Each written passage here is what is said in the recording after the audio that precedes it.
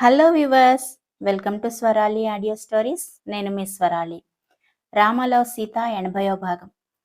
భరత్ అలా మాట్లాడడంతో శిల్పకి పిచ్చెక్కినట్లుగా అనిపించింది. ఇప్పుడు తనని తాను ఎలా కాపాడుకోవాలో ఆమెకు అర్థం కాలేదు. అదే కోపంలో ఏం మాట్లాడుతున్నదో కూడా తెలియకుండా మాట్లాడడం స్టార్ట్ చేసింది శిల్ప. ఏయ్, నువ్వు మధ్యలో మాట్లాడకు. దీనికి నీకు ఎలాంటి సంబంధం లేదు. ఈ రామ్ నన్ను పెళ్లి చేసుకుంటాను అని చెప్పి ఈ ఇంటికి తీసుకొచ్చాడు. ఇప్పుడు ఏదేదో మాట్లాడి నన్ను మోసం చేసి వదిలించుకోవాలి అనుకుంటున్నాడు. నాకు న్యాయం కావాలి. నన్ను ఇక్కడి నుంచి బయటికి పంపించే హక్కు మీ ఎవ్వరికీ లేదు అని శిల్ప గట్టిగా అరుస్తూ కోపంగా రామ్ వైపు చూసింది. చూడు శిల్ప, నేను చాలా కూల్గా మాట్లాడుతున్నా. నాకు నీ మీద వచ్చే కోపానికి నిన్నిక్కడే చంపేస్తాను. నన్ను అనవసరంగా రెచ్చగొట్టద్దు. దయచేసి ఇక్కడి నుంచి వెళ్ళిపో. నేను నా అమ్ము కోసం వెతకాలి. నువ్వు నీ దారి చూసుకో. నా కళ్ళ ముందు మాత్రం కనిపించకు. నేనేం చేస్తానో నాకే తెలీదు అని రామ్ శిల్పని చూస్తూ ఆవేశంగా అన్నాడు. అయినా సరే శిల్ప మాత్రం అక్కడే నిల్చొని రామ్ వైపు పొగరుగా చూస్తూ ఉంది. అది చూసి ఇంకా తట్టుకోలేక తన మెడ పట్టుకొని బయటకు లాక్కు వెళ్ళాడు రామ్. ఇదిగో, నువ్వు ఒక్క క్షణం కూడా నా ఇంట్లో కానీ నా జీవితంలో కానీ ఉండడానికి వీల్లేదు. మర్యాదగా నీ దారిన నువ్వు వెళ్ళిపో అని అంటూ చాలా విసురుగా ఆమెను గుమ్మం బయటికి విసిరేశాడు రామ్. దాంతో ఆమె నేల మీద పడిపోయింది. ఆమె నుదుటికి ఒక బలమైన గాయమయ్యి రక్తం కూడా వచ్చింది. ఆ రక్తాన్ని చూసుకుంటూ ఆవేశంగా పైకి లేచింది శిల్ప. అక్కడున్న వాళ్ళ వైపు కొన్ని సెకండ్ల పాటు ఎంతో కోపంగా చూస్తూ నిల్చుంది. ఆమె కోపాన్ని కానీ ఆవేశాన్ని కానీ అక్కడున్న వాళ్ళు ఎవ్వరూ పట్టించుకోలేదు. నువ్వు చేసింది చేస్తోంది చిన్న తప్పు కాదు రామ్. దీనికి నువ్వు ఖచ్చితంగా అనుభవిస్తావు. అలాగే చూస్తూ ఉండు. ఈ శిల్ప అంటే ఏంటో నీకు చూపిస్తాను. మీ అందరినీ నాశనం చేస్తాను అని వాళ్ళ మొహాలు చూస్తూ చిటికలు వేసి మరీ వార్నింగ్ ఇచ్చి అక్కడి నుంచి ఆవేశంగా వెళ్ళిపోయింది శిల్ప. ఇంతలో రామ్కి సడన్ గా ఏదో గుర్తొచ్చింది. వెంటనే పరిగెత్తుకుంటూ వెళ్ళి టేబుల్ మీద ఉన్న తన ఫోన్ తీసుకుని సనాకి ఫోన్ చేశాడు. సనా వెంటనే రామ్ ఫోన్ లిఫ్ట్ చేసి, హలో సార్, చెప్పండి అని కూల్గా అడిగింది. హలో సనా, సీతు నీ దగ్గరికి ఏమైనా వచ్చిందా అని కంగారు పడుతూ అడిగాడు రామ్. లేదు సార్, నా దగ్గరికి రాలేదు. ఏమైంది? మేడం బాగానే ఉన్నారా అని కంగారు పడుతూ అడిగింది సనా. లేదు, ఏదీ బాగాలేదు. కానీ ఇప్పుడు తన ఇంట్లో లేదు. ఎక్కడికి వెళ్ళిందో తెలియడం లేదు. ఒకవేళ నీ దగ్గరికి ఏమైనా వచ్చిందా అని తెలుసుకోవడానికి కాల్ చేశాను అని చెప్పాడు రామ్. లేదు సార్ అని అంటూ కాస్త తడబడింది సనా. సరే, నేను ఒక విషయం అడుగుతాను, దానికి సమాధానం చెప్పు అని సూటిగా అడిగాడు రామ్.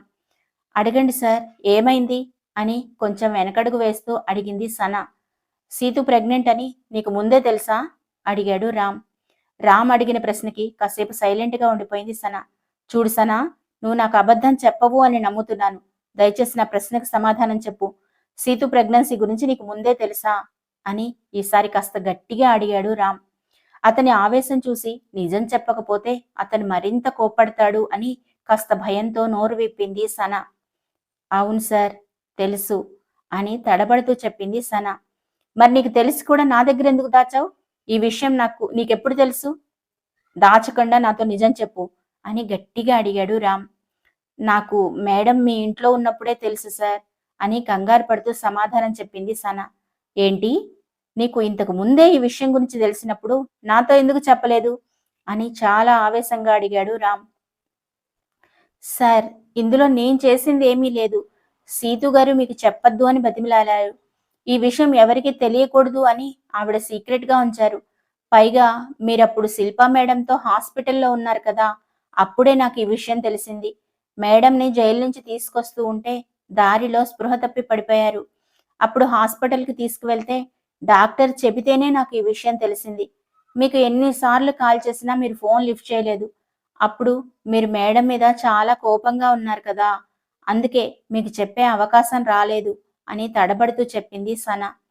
సనా మాటలు విన్నాక రామ్ ఆవేశంగా ఫోన్ కట్ చేశాడు. అతనికి సీతు పట్ల తను ప్రవర్తించిన తీరు గుర్తొస్తూ ఉంటే తన మీద తనకే కోపం వచ్చింది. ఎలాగైనా తనెక్కడుందో కనుక్కోవాలి అనుకున్నాడు. వెంటనే తన కార్ తీసి తన కోసం వెతకడానికి వెళ్ళాలి అనుకున్నాడు. ఎప్పుడో అతనికి ఎవరైనా డిటెక్టివ్ హెల్ప్ తీసుకుంటే మంచిది అనిపించింది. అప్పుడు సీతు గురించి మొత్తం ఎంక్వైరీ చేసి తెలుసుకోవచ్చు అని ఒక డిటెక్టివ్కి సీతు గురించి చెప్పి కాస్త టైం ఇచ్చాడు రామ్. అతను సీతు కోసం అలా ఆలోచిస్తూ ఉండగానే సరిగ్గా అదే టైంకి రామ్కి డిటెక్టివ్ బాలు నుంచి ఫోన్ వచ్చింది.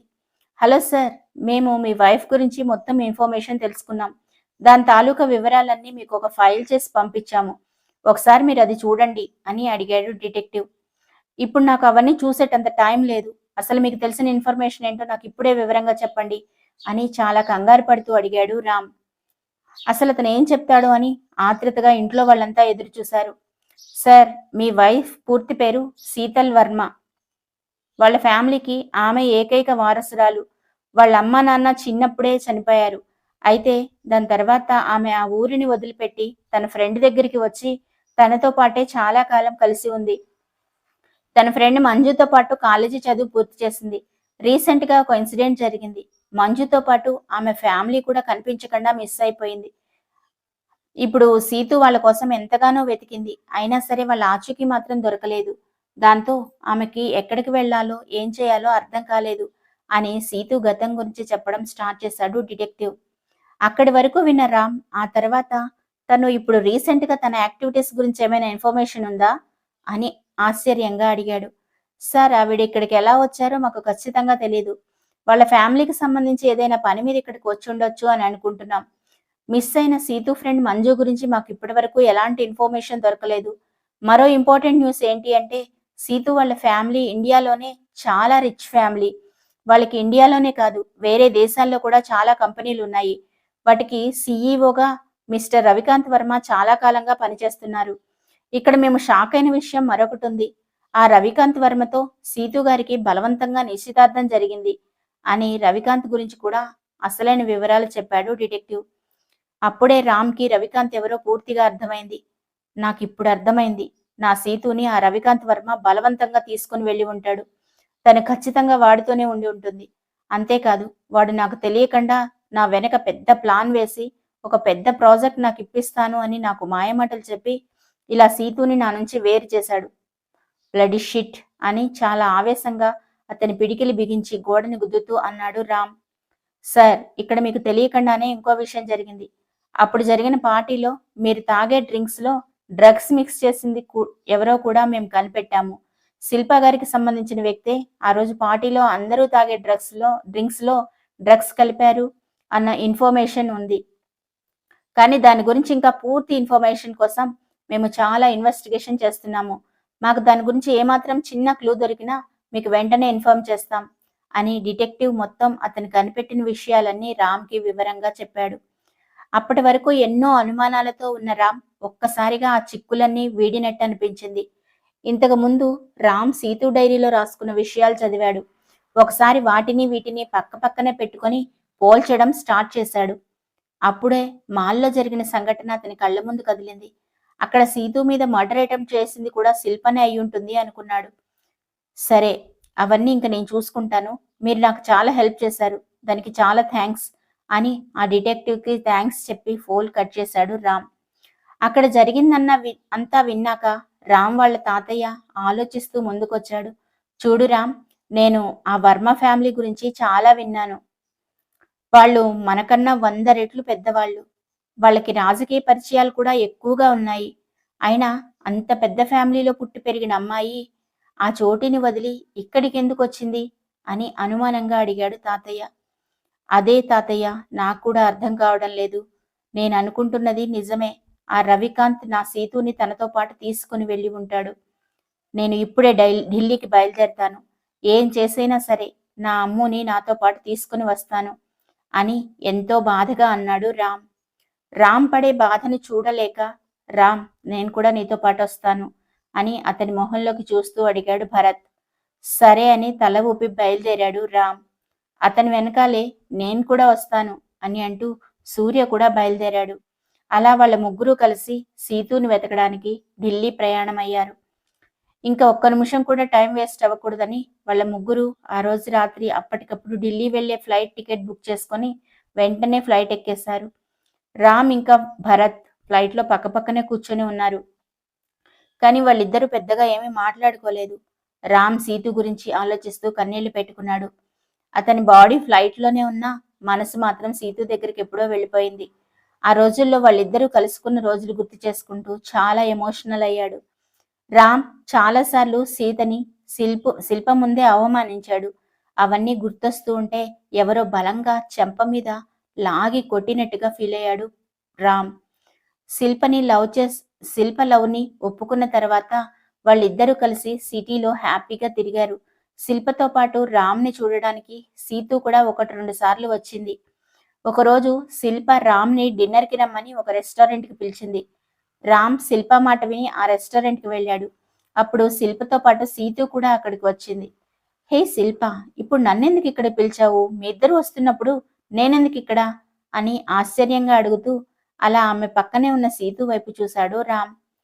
అవును, ఈమెను నీతో పాటు ఎందుకు తీసుకొచ్చింది శిల్ప అని తన మనసులో అనుకుంటూ కాస్త ఇబ్బందిగా ఫీల్ అయ్యాడు రామ్. రామ్, ఈరోజు సీతు బర్త్డే, అందుకే ఈ ప్లాన్.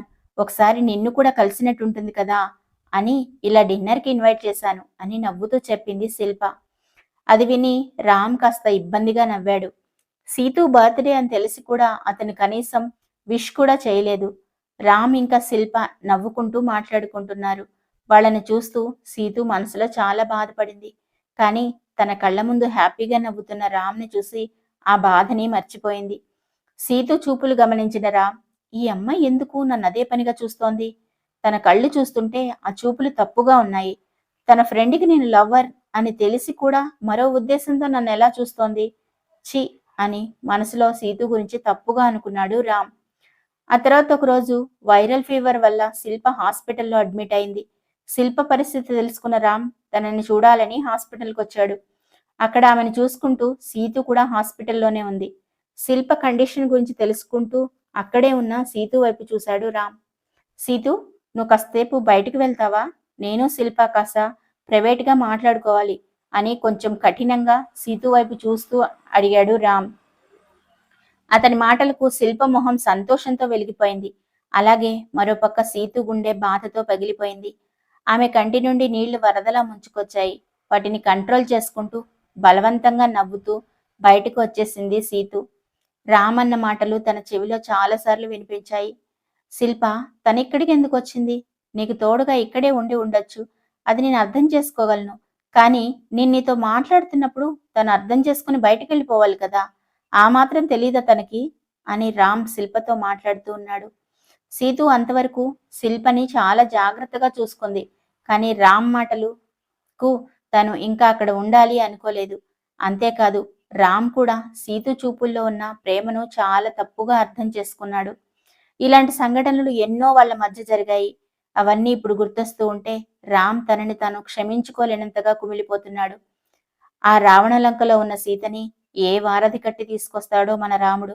మరి త్వరలోనే ఈ సీతారాములు కలుసుకోవాలని కోరుకుందాం. స్టోరీ కనుక నచ్చినట్లయితే లైక్ చేసి ఛానల్ని సబ్స్క్రైబ్ చేసుకోవచ్చు కదా ప్లీజ్.